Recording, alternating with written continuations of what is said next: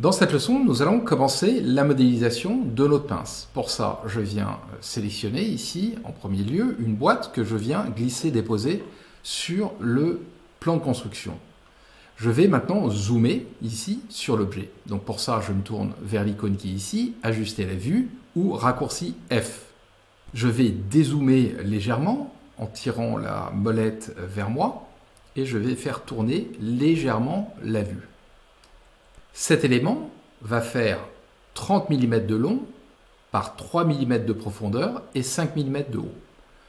Pour préciser ces dimensions, je vais cliquer ici sur une des extrémités, un des coins. Et là, je peux saisir 3 mm, 3 entrées. Et là, 30 entrées. Pour préciser la hauteur, je vais sélectionner le point haut qui est ici, clic gauche, me tourner vers la fenêtre, clic gauche et saisir 5 mm de haut. Je vais rebasculer dans la vue de dessus. Pour ça, je vais cliquer sur haut, ici, et je vais désactiver la vue perspective. Je vais basculer en mode orthogonal. Pour créer les deux embouts arrondis, nous allons nous appuyer sur un cylindre dont le diamètre va être égal donc à la profondeur, soit 3 mm. Je viens ici sélectionner un cylindre que je glisse-dépose sur le plan de construction. Pour préciser donc ces dimensions, je clique à nouveau ici en bas, à droite sur le point, donc 3 mm entrée et 3 mm entrée. Pour lui donner la bonne hauteur, pour modifier sa hauteur, je vais basculer légèrement, je clique en haut sur le point et là, je saisis 5 mm, 5 entrées. Et à ce stade, je rebascule dans la vue de haut qui est ici. Pour aligner le cylindre avec la boîte, plusieurs manières. Alors certes, possibilité, à l'aide des touches du clavier, ici, de venir le déplacer jusqu'à ce que celui-ci donc soit à l'extrémité gauche. Donc les touches de clavier, ici, se déplacent par intervalle qui correspond à la grille d'accroche, soit 1 mm.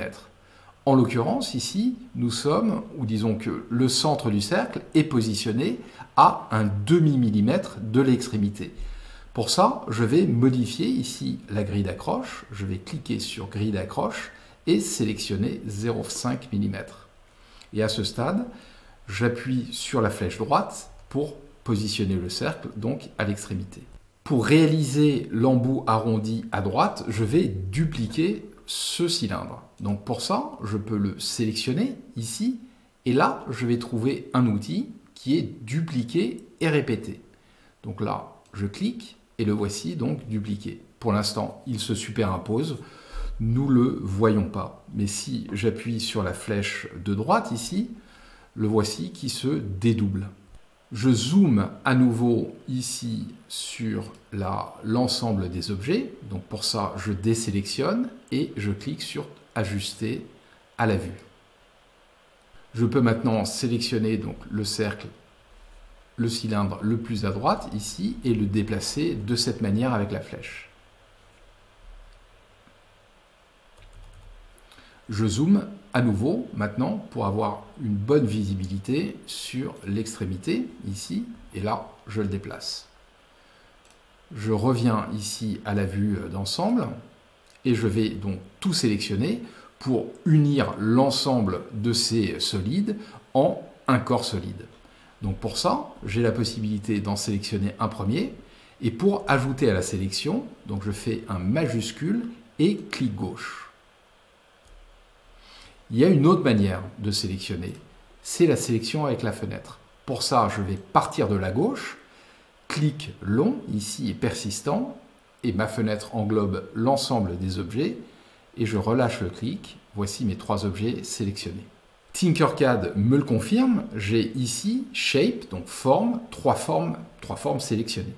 Pour les unir en un solide, je peux me tourner vers l'icône qui est ici et cliquer sur Regrouper. Regrouper réalise ce qu'on appelle une union booléenne et va réaliser donc un solide à partir des 3 existants. Clic gauche. Cette leçon se termine, nous a permis de voir comment créer la tige principale, qui est constituée donc d'une union, d'une boîte qui a été dimensionnée et de 2 cylindres qui ont été placés aux embouts. Dans la prochaine leçon, nous allons voir comment créer l'écran de la tige. À très vite.